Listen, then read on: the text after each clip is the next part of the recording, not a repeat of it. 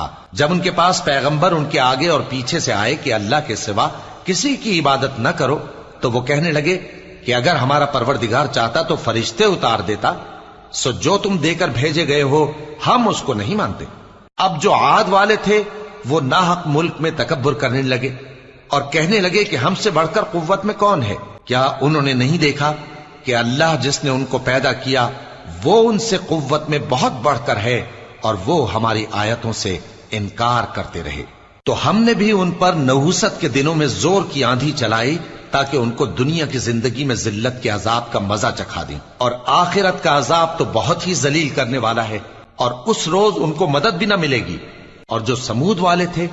ان کو ہم نے سیدھا رستہ دکھا دیا تھا، مگر انہوں نے ہدایت کے مقابلے میں اندھا رہنا پسند کیا، تو ان کے اعمال کی سزا میں ذلت کے عذاب کی کڑک نے ان کو آ پکڑا، اور جو ایمان لائے اور پرہیزگار